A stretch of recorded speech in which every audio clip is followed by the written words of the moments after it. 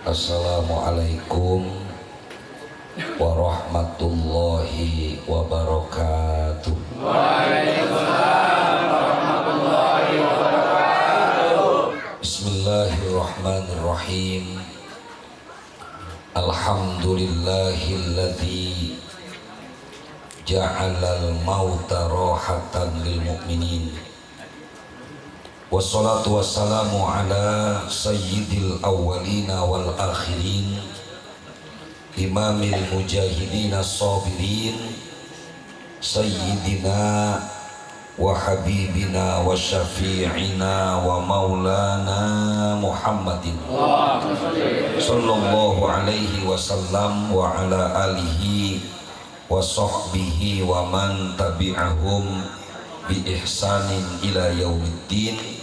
Wala haula wala quwwata illa billahil aliyyil azim. Amma ba'd. Yaqulullahu subhanahu wa ta'ala fi kitabihil karim, a'udzu billahi minasy syaithanir rajim. Bismillahirrahmanirrahim. Wala nabluwannakum bisyai'im minal khaufi wal ju' wa naqsim minal amwali wal anfusi wat thamarat wa basyiris sabirin alladzina idza asabathum musibah qalu inna lillahi wa inna ilaihi raji'un. Hafal Quran semua? Amin. Ya, Bang innalillahi abong. Hadratil mukarramin yang sama-sama kita muliakan dan kita hormati, para asatidzah, para guru yang alhamdulillah hadir malam hari ini, Adinda Al-Mukarram Al-Ustadz Kiai Haji Ali Mustafa Al-Hafidh MA, Adinda Al-Mukarram Al-Ustadz Imam Abi Syauqi Al-Mukarram Al-Ustadz Saiful, serta para asatidzah yang lain. Wabil khusus keluarga almarhum orang tua kita Bapak Minan bin Azim, teriring doa mudah-mudahan hadirnya kita malam hari ini menjadi sabab Allah subhanahu wa ta'ala ampuni dosa dan kesalahan almarhum. Allah tempatkan fi raudhah min riyadil jannah, serta semoga keluarga yang ditinggalkan senantiasa diberikan kesabaran oleh Allah subhanahu wa ta'ala.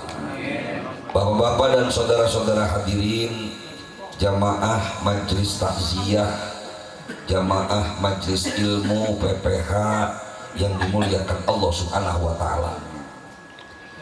Bagi seorang mukmin, kehidupan dan kematian itu adalah sebuah siklus yang setiap orang pasti menemuinya. Allah sampaikan dalam Al-Quran, bismillahirrahmanirrahim, wa tilkal ayyamu nudawiluha bainan nas. Hari-hari itu berputar di antara kita.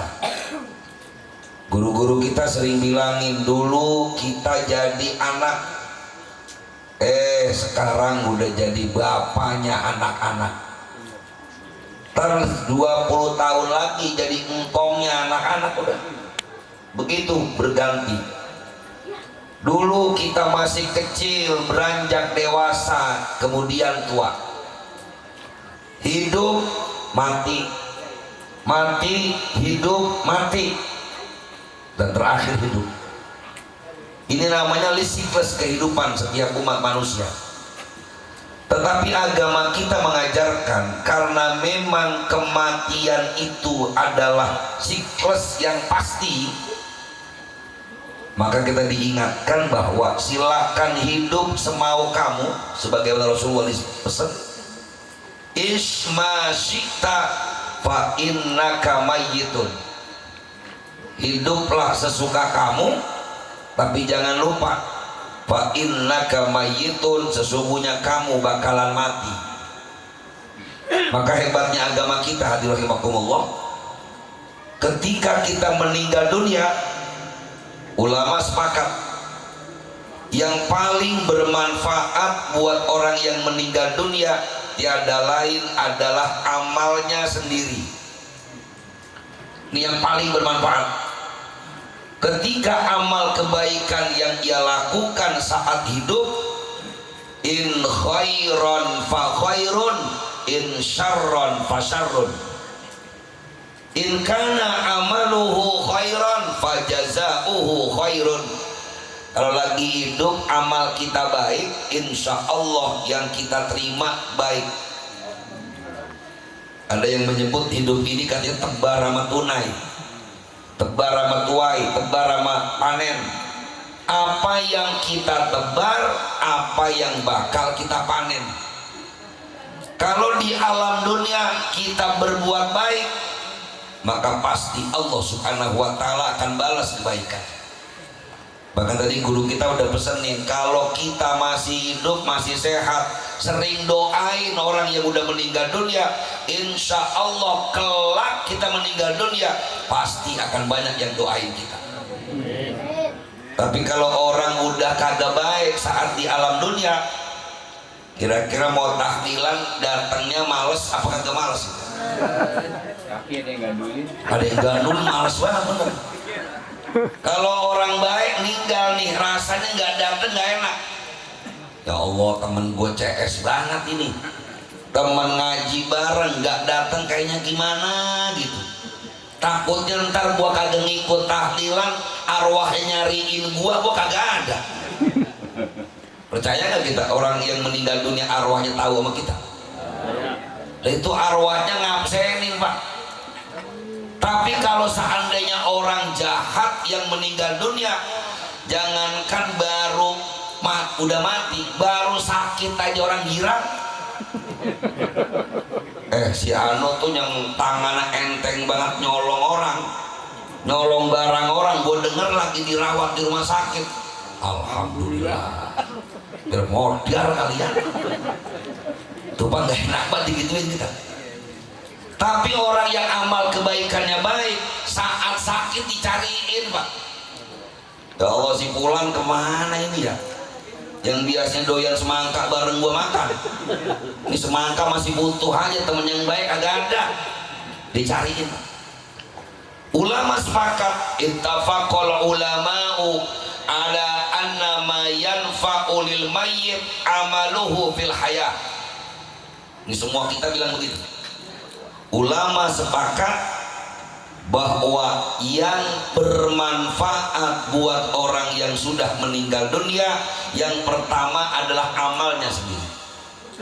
Yang kedua, ulama menyebutkan bi anna du'a yanfa'u lil mayyit. Ini orang sering bilang katanya nggak perlu doain orang yang meninggal. Alasannya ada ulama yang menyebutkan katanya nggak nyampe.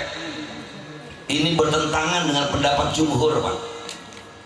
Jumhur ulama mengatakan, kalau yang tadi ittifaq, semua sepakat, ijma, konsensus ulama, kalau orang yang hidup doain orang yang meninggal dunia, kalau yang doain anaknya, ini semua ulama sepakat. Kalau anak mah doain orang tua jelas nyampe. Yang menjadi perdebatan adalah apakah doa dari yang bukan anak, saudara bukan, keluarga sedarah bukan, apakah doa mereka juga manfaat kepada orang yang meninggal dunia? Mayoritas ulama mengatakan bi anna doa minal hayy yanfa' lil mayyit. Mayoritas ulama mengatakan doa kita orang yang hidup selama akidahnya sama, kalimat la ilaha illallah Muhammadur Rasulullah, maka doa kita nyampe kepada orang yang meninggal dunia. Dalilnya firman Allah Subhanahu wa taala, Bismillahirrahmanirrahim, walladzina ja'u min ba'dihim yaqulun Rabbana ighfir lana wa li ikhwanina alladzina sabaquna bil iman. Ini doa makna sabaquna bil iman, orang yang meninggal dunia. Juga contoh dari Nabi kita Muhammad SAW, di mana Nabi itu banyak doanya, Allahumma ighfir lahu warhamhu bihi wa'fu an. Nabi doain, beliau masih hidup, doain orang yang meninggal dunia. Yang menjadi perdebatan di kalangan para ulama nih, bikin model begini Pak nih bikin tahlilan, nyediain makanan, apakah ini menjadi kesepakatan para ulama? Ini namanya ikhtilaf bainal fuqaha. Makanya kita nggak nemu nih sama orang Muhammadiyah, nggak nemu model begini sama orang Persis, kagak nemu model begini yang jamaahnya cingkrang, kagak boleh dia. Malah kata dia, ketika ada makanan yang disiapkan dari keluarga yang meninggal dunia, ini bid'ah dolalah. Karena di zaman Rasulullah SAW, kalau ada orang yang meninggal dunia yang nyiapin makanan bagi tamu yang datang, itu masyarakat sekitar. Misalnya ada yang meninggal nih, itu tetangga yang dekat-dekat orang yang meninggal dunia nyiapin makan buat keluarga yang ditinggalkan. Jadi ketika misalnya bapaknya meninggal, hari itu istri almarhum, anak-anak almarhum, makanannya ditanggung sama tetangga. Kalau kita kan terbalik. Apalagi ada sebuah tradisi, misalnya kalau yang meninggal orang kaya, biasanya yang datang membayangin jenazah dikit apa banyak Pak? Kalau yang susah bener itu. Sampai kadang-kadang ustadznya nih, tanda ketik kan ini, tanda petik kata ustadz. Kalau yang meninggal orang kaya, ya Allah, itu kiai mana aja nyampe. Dari sorban nyengser sampai sorban yang ditaruh di pala datang. Tapi kalau yang meninggal dunia padahal orang soleh, sholatnya rajin, tahajudnya rajin, sholat sunnahnya rajin, bantuin orang sering, tapi karena susah, ya Allah, yang jadi imam sholat jenazah ustadz yang baru 3 minggu, ustadz senior pun gak datang. Tuh dulu di zaman Rasulullah SAW yang nyiapin makanan itu tetangga. Maka menjadi istilah di kalangan para ulama. Dan terus guru, kalau begitu ini haram apa kagak? Ntar dulu, ini perlunya ngaji sampai selesai Pak. Kalau ngaji setengah pulang berapa ini? Oh, kata guru juga kagak boleh. Emang udah pelit bagi orang dikata kagak boleh, tambah pelit apa kagak Pak? Udah gak bakal mau ngasih kan. Gua kata juga apa, kata guru mana nggak boleh di zaman Nabi jika gak ada, gara-gara pulang. Ntar dulu, ini karena menurut para ulama sodakoh yang diniatkan untuk almarhum nyampe pahalanya buat almarhum. Qiraatul Quran, bacaan Al-Quran buat orang yang meninggal dunia nyampe apa enggak? Nyampe. Memang hadisnya umum. Satu riwayat, datang salah seorang sahabat kepada Nabi kita Muhammad SAW. Apa katanya? Ya Rasulullah, inna ummi matat, apa atasaddaqu anha? Punten ya Rasulullah, ibu saya meninggal. Kalau saya sodakoh niat buat dia, boleh apa enggak? Qala na'am. Apa Pak? Tahu artinya na'am? Na'am tuh inci, sumuhun, iya. Dan itu ditulis dalam semua kitab Pak. Ini malam ini sengaja saya bawa kitab yang warnanya biru ini bukan kitab Madhab Syafi'i, bukan. Sengaja saya kasih kitab bukan Madhab Syafi'i, biar tahu di dalam madhab yang bukan Syafi'i pun mengatakan bahwa sodakoh berdasarkan hadis Nabi tadi yang diniatkan untuk orang yang meninggal dunia manfaat, cuma caranya doang yang beda-beda. Kalau yang nggak bikin tahlilan, nggak bikin model begini, silakan sodakoh nggak model begini. asal jangan udah tahlilan kagak, haul kagak, sedekah kagak, itu namanya pelit. Kedengeran apa kagak? Nah kalau orang kita nih ulama tahu, karena orang kita ini kalau disuruh sodakoh langsung kadang-kadang susah. Maka kan ibadah masa tengah dipaksa boleh, bener? Ini kan dipaksa sedikit pak. Lah ini ntar malam gua mau tahlilan 3 hari, 7 hari, 40. Lah kalau kagak punya duit kita malu ini. Langsung lu beli semangka ya, lu beli pisang, lu beli anggur, lu beli anu. Keluarganya dipaksa sodako, nggak apa-apa pak. Yang nggak boleh itu kalau dipaksa sodako sampai jual rumah, baru nggak boleh.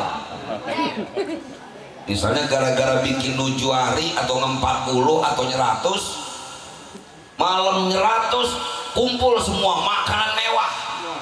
Malamnya tuh, paginya tuh semua keluarga almarhum pindah. Lah emang apa ini keluarga pada pindah? Orang dijual rumahnya malam. Buat acara apaan? Buat 100, nggak boleh. Termasuk nggak boleh tuh, apalagi ada ustadz misalnya mau bikin acara 40, syaratnya kudu makan. Launya pecel lele sama gabus pucung. Kalau nggak ada gue nggak ikut. Pakai request nggak boleh. Sodako biarin aja, alhamdulillah dikasih ada anggurnya ya alhamdulillah, ada semangka ya alhamdulillah. Tapi kalau ada nggak apa-apa. Kagak ada. Ini kagak ada kuan. Semangka mah gampang, capi malah susah. Tuh ini biar kita pada paham pak.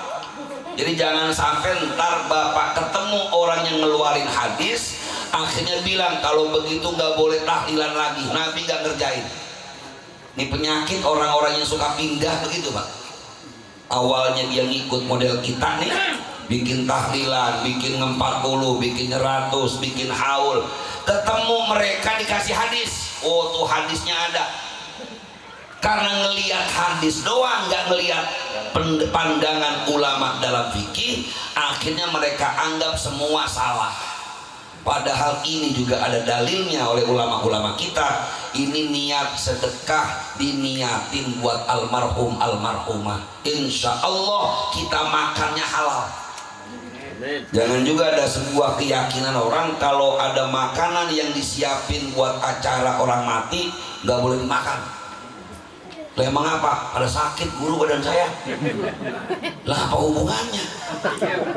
Yang lu makan berkat gasi kali. Lah kalau berkat baru makan pak.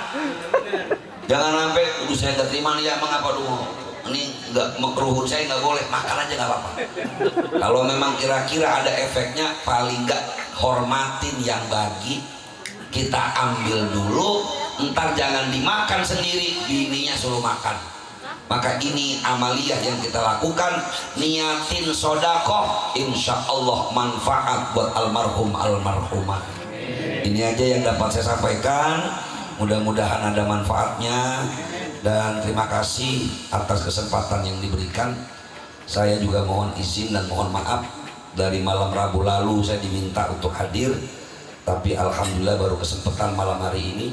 Udah 3 bulan baru kesampaian juga. Saya sempat bilang sama adik saya, kamu kalau suruh ceramah nggak mau, karena judulnya ngaji bulanan. Kalau ngaji mah enak, buka kitab, ada yang dibaca, ada yang diterangin, ada dalil yang bisa kita kasih. Kalau ceramah nggak buka kitab, yang namanya ceramah pak, kadang ngalor, kadang ngidul, kadang ngulon, kadang ngetan. Yang repot muter situ-situ doang, ngulon, ngidul, ngalor terus aja. Keder jadinya beneran. Dan kalau ngaji kita mah enak, ada yang dibaca. Tuh, maka saya bilang, insya Allah buat bulanan kita buka kitab, walaupun cuma sekalimat 2 kalimat, supaya apa yang kita lakukan ada dalilnya, apa yang kita kerjain ada pandangan para ulamanya. Jadi apa yang udah kita kerjain, yakin kita kerjain. Kalaupun ada orang yang nggak mau ngikutin, terserah lu itu mah.